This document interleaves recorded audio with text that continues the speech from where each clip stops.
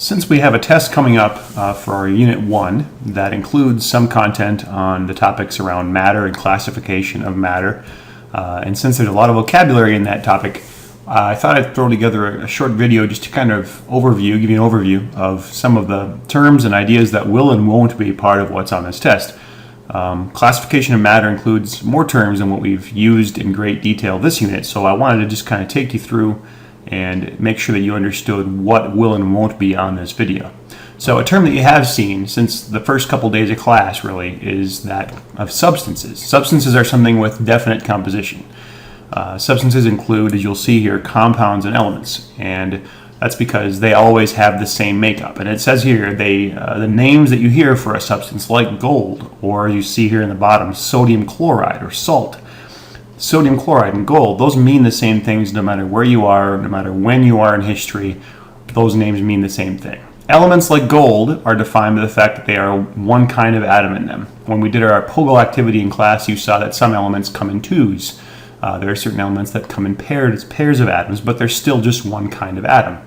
And the kind of atom here is defined by the number of protons in an atom. Now that is not something we've talked about in this unit, so you're not going to be responsible for the number of protons a given element would have, or how that's used to identify it, or even knowing what a proton is. That's something you've seen in ninth grade, reviewed before that, not something we're going to ask you about on the test yet. That's next unit. But the fact that elements are unique in terms of being one kind of atom is an important idea. As it says here, gold, sulfur, helium, they're all defined by the number of protons they have. And so if we're talking about gold or sulfur, helium, and Bismarck, that's the same as any science student or science teacher or scientist or anybody anywhere else at any time in history. Those mean the same things based on the number of protons. So gold with 79 protons is defined that way. Sulfur, helium, they're all defined by their protons. On the periodic table, we haven't looked at this too closely yet, although kind of in passing a little bit. There's this staircase line that separates the elements into metals and nonmetals. So on the left you see the metals, and on the right you see the nonmetals. You're not responsible for that cutoff on this test, but that's sort of where all of our elements are organized, and that's a main division across that staircase line that you're going to see a lot of throughout the year. The other kind of substance is a compound, and a compound, as you saw again in that Pogel activity, for the first time this year anyway, is a substance that has at least two different elements combined together, bonded together, chemically bonded together in a fixed whole number ratio. And that ratio is what makes a compound a compound. So for example, sodium chloride is one sodium for every one chlorine atom, or sodium for every chloride. These are ions, and we haven't gotten into the difference between atoms and ions yet, but it's a 1-to-1 ratio. And that's an important 1-to-1 ratio. That makes sodium chloride what it is. A sugar molecule has 12 carbon atoms for every 22 hydrogen atoms for every 11 oxygen atoms. That's a 12 to 22 to 11 ratio that makes sucrose, sugar, what it is. And you don't have to know that formula. You're not responsible for that particular formula, but the fact that sugar has a formula is what makes it a compound, because that formula means sugar all the time. Copper nitrate, as you see here, and again, not particularly important to this unit, but an example where we see a 1-to-2 to 6 ratio. There are 2 nitrogens in copper nitrate, there are 6 oxygens and 1 copper, so a 1-to-2 to 6 ratio. Those are substances that are the same, just like gold, sulfur, and helium, in any location, in any other time in history. When we look at those three versus gold, sulfur, and helium as elements, same kind of idea. They're the same as anywhere else in history. Okay? Compounds, again, with those fixed ratios, here you can see 1 sodium and 1 chloride. That's how they're bonded within our salt, that 1-to-1. Sugar, here's a big sugar molecule where we can count the atoms up and see that ratio. And copper nitrate, here's a unit of copper nitrate where we could count those atoms up and see the ratio. How these are drawn, how these structures are drawn for sugar and for copper nitrate, those aren't something you're responsible for in this unit, but you need to understand the difference between a compound where the ratio is certain and a mixture where it's not, and that's what's coming next. So mixtures are something that have variable composition. When we see a mixture, we're talking about something that has a name, but whose makeup can vary from place to place and yet still be called by the same name. A great example of that is something like sand. Sand is very different from place to place. There are countless different formulations or types of mixtures of sand, and yet we call them all sand. For example, here's a whole bunch of them.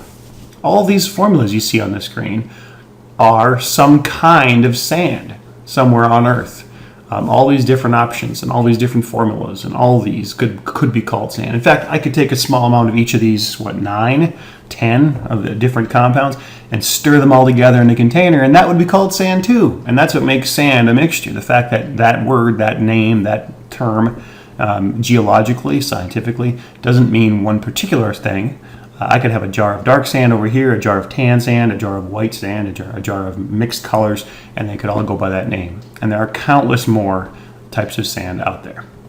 So a mixture with a variable composition, including sand, all of these different versions you see here, for example, with these different colors, could all be called the same thing, and yet all obviously be very different things. What's in them, what kind of minerals are in them, are different from one picture here to the other, and yet all have the same name.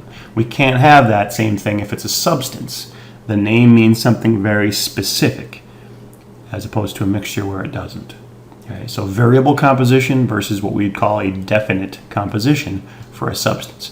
Now, we don't look at sand too much up close in chemistry all that often, so we're going to look here at examples of mixtures that you might see. A term like salt water, or a sodium chloride solution, which sounds a little more scientific maybe, could be any one of these 7 different varieties you see in this table. Could be just a teeny little bit of salt with a whole bunch of water. Could be a little more salt with a little less water. Could be all the way up here to where it's 40 grams of salt and 60 grams of water, potentially. And if that's all dissolved into it, we could call that sodium chloride or salt water. And so salt water could be any formulation of any of these proportions, and really anything else in between that we could make dissolve. So if I gave you a beaker that contained each of those components or those kind of formulas, you might be able to call all of them salt water, even though they all mean very different concentrations. So salt water would be that one and that one and that one and all of those. Okay?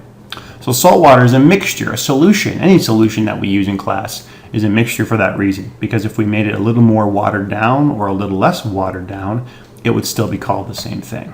And that's why when we're looking at a concentration of a solution in class, we're going to need to give it a particular number to describe its concentration. You can barely see them here on the picture of these various cups, but the percentages are used. We use percentage sometimes, we use other things other times. You'll see that later in the year. All of these are some solution of something red. And so here a 2% solution, a 1%, a 0.5, and so forth, down to where the last cup contains just water at 0%. But any range of concentration of that red dissolved substance would be the same name, but with a different numerical description. And that's why we need to use numbers to show what concentration we mean. All of these could have the same name, and yet they'd all be different concentrations under that same name. Everyday life sort of stuff, most things that we would drink would be considered solutions, like Mountain Dew. Any carbonated pop at all is a solution. And yet if I put ice cubes in it and let it melt, the watered down Mountain Dew would still be called Mountain Dew. If you tasted it later, it would still taste like Mountain Dew. It doesn't suddenly change into something like Cherry Coke just because it became more diluted. And so the fact that that's a solution, even though it's being gradually watered down as your ice melts, we would still give it the same name. So a mixture includes most of the solutions we see in everyday life.